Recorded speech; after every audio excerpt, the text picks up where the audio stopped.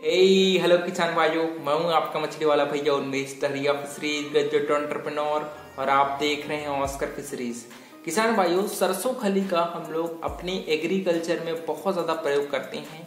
हम पशुओं को खिलाने में भी इसका प्रयोग करते हैं, लेकिन आप इनको पशुओं को खिलाने के साथ साथ सरसों खली का प्रयोग हम लोग अपने मछलियों को फीड कराने में भी कर सकते हैं। जी हाँ, जब हम लोग फीड मछलियों का फार्म एड फीड बनाते हैं दोस्तों, तो उसमें प्रोटीन सोर्स के रूप में आपके मछलियों को हम लोग सरसों की खली खिलाते हैं। खली में लगभग 20 से 26% तक प्रोटीन लेवल उपस्थित होता है और साथ ही साथ इसको हम लोग नाइट्रोजन, फास्फोरस, पोटेशियम, ये सारे जो माइक्रो न्यूट्रिएंट्स हैं उनकी भी उपस्थिति आपके सरसों खली में होती है। इस वजह से सरसों खली को हम लोग सड़ा करके फर्टिलाइजर के रूप में भी प्रयोग करते हैं। वहीं अगर इसको फार्म मेड फीड बनाना चाहते हैं तो हम लोग प्रोटीन सोर्स के रूप में सरसों खली डालते हैं और उसके साथ कार्बोहाइड्रेट सोर्स के रूप में हम लोग आपके राइस ब्रांड का प्रयोग करते हैं। बात करें अगर आप अपनी मछलियों को खाने के रूप में सरसों खली खिलाना चाहते हैं तो उसको कैसे आपको यूज करना है। देखिए, जब हम लोग सस्ता खाना खोजते हैं मछलियों के लिए तो हम लोग मेजर रूप से सरसों खली का प्रयोग करते हैं। सरसों खली को अगर आप खाने के रूप में खिलाना चाहते हैं दोस्तों, तो मान लीजिए आप 10 किलो फीड तैयार करना चाहते हैं तो उसमें लगभग 4 से 5 किलो आप सरसों खली का खाना मिलाइए और 4 से 5 किलो आप राइस ब्रांड का खाना मिलाइए और उसमें थोड़ी मात्रा में आप विटामिन मिनरल मिक्सर डालिए और थोड़ी मात्रा में आप उसमें नमक डालिए।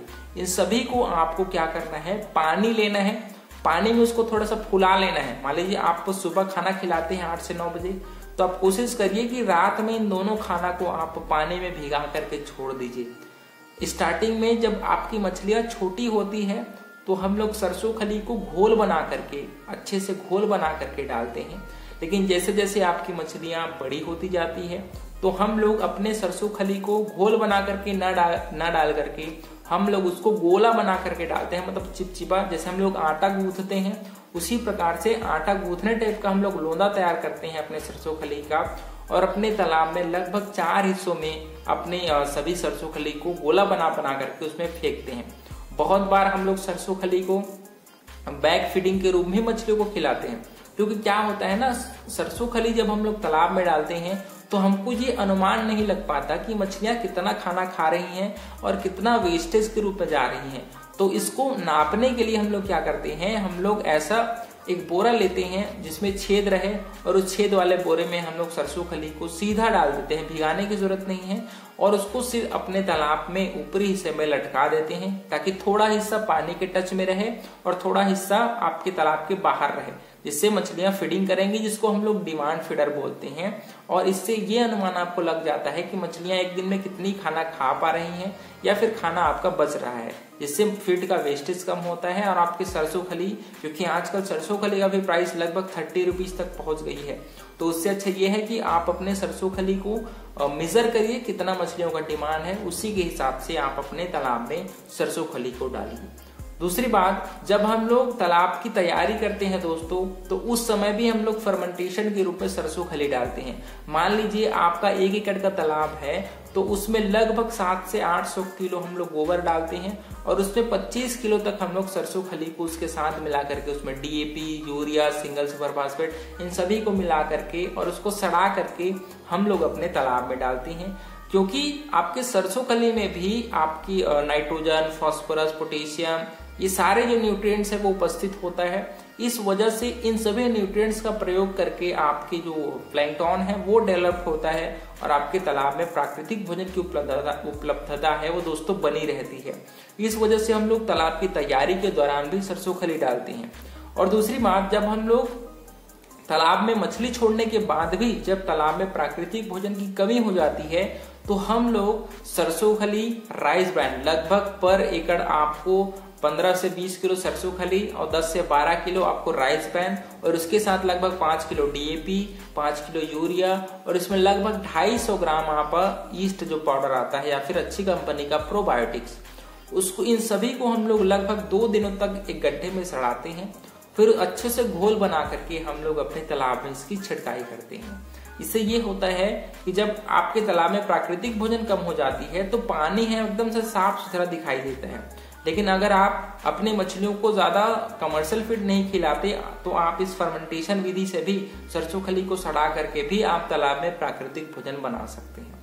प्राकृतिक भोजन बनाने का बहुत आसान तरीका है कि सरसों खली, राइस ब्रान और जो भी तरीके हैं उसको सड़ाइए, उस गड्ढे में सड़ाइए 2 दिनों तक। उसके बाद उस घोल को आप अपने पूरे तालाब में चारों तरफ छिड़काई कर दीजिए। आसानी से 1.5 से 2 दिनों में आपकी मछलियों का जो पानी का कलर है दोस्तों वो चेंज होना शुरू हो जाएगा, हरा कलर का शुरू हो जाएगा। तब आपको समझ जाना है कि तालाब में प्राकृतिक भोजन है वो बन चुका है और अब आपकी मछलियों को प्राकृतिक भोजन की कमी नहीं होगी। लेकिन सरसों खली को दोस्तों आप कोशिश करिए कि थोड़ा पका करके तालाब में डालिए, क्योंकि सरसों खली में कुछ एंटीऑक्सीडेंट, कुछ एंटी न्यूट्रिशनल फैक्टर भी होते हैं जो आपके मछलियों की हेल्थ के लिए उतना अच्छा नहीं होता। तो उसको रिमूव करने के लिए, हटाने के लिए हम लोग सरसों खली को थोड़ा सा पानी डाल करके पकाते हैं, ठीक है, जिससे जो एंटी न्यूट्रिशनल फैक्टर है वो बाहर निकल जाता है और आपकी जो सरसों खली है वो प्योर अच्छे से न्यूट्रिएंट्स युक्त बन जाती है और फिर हम उसको अपने तालाब में अप्लाई करते हैं। सरसों खली को दोस्तों बहुत बार हम लोग आपकी गेहूं का जो आटा होता है उसके साथ भी मिलाकर खिला सकते हैं, क्योंकि अल्टीमेटली हम लोगों को ऐसे फीड सोर्स को ढूंढना है जिसका प्राइस कम हो और जो आपके मछलियों को अच्छे से न्यूट्रिएंट्स भी प्रोवाइड करता है। हम लोग उसके न्यूट्रिएंट्स प्रोफाइल को देखते हैं। तो यहाँ पर सरसों खली में अच्छी मात्रा में प्रोटीन है, अच्छी मात्रा में इसकी डाइजेस्टिबिलिटी है, जिससे मछलियां आसानी से इसको पचा पाती हैं। इस वजह से सभी जो किसान भाई हैं जो फार्म मेड फीड पर ज्यादा डिपेंड हैं, जो कंपनी वाला खाना नहीं खिला सकते, वो सरसों खली पर ज्यादा डिपेंड होते हैं। और इसी वजह से हम लोग सरसों खली को, आपने देखा होगा कि हर किसान, जो बड़े किसान हो चाहे छोटे किसान हो, या तो फीड के रूप में तालाब में डालेंगे या फिर आप इसको फर्मेंटेशन के रूप में, उसको सड़ाने के रूप में भी आप अपने बड़े किसानों को सरसों खली का प्रयोग करते देखा होगा।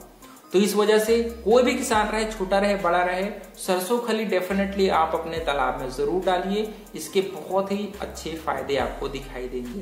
तो इस प्रकार से किसान भाइयों, सरसों खली की जो भी इंपॉर्टेंट आपको न्यूट्रिएंट्स मिलते हैं, जो भी उससे फायदा मिलता है, उसको मैंने आपसे शेयर कर दिया है। आशा करता हूँ आपको वीडियो बहुत ही अच्छा लगा होगा।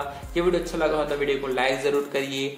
ऑस्कर फिशरीज पर नए हैं तो चैनल को सब्सक्राइब करना बिल्कुल मत भूलिएगा। और हाँ, किसी भी टॉपिक पर आप वीडियोस चाहते हैं उसको नीचे कमेंट करिए। डेफिनेटली मैं आपके सजेस्ट किए हुए टॉपिक पर वीडियोस बनाऊंगा और आपको ज्यादा से ज्यादा इन्फॉर्मेशन देने की कोशिश करूंगा। तो किसान भाइयों, मिलते हैं अगले में। तब तक के लिए बड़ों का सम्मान करिए, छोटों को प्यार करिए और खुद का ढेर सारा ख्याल रखिए। Thank you, thanks for watching.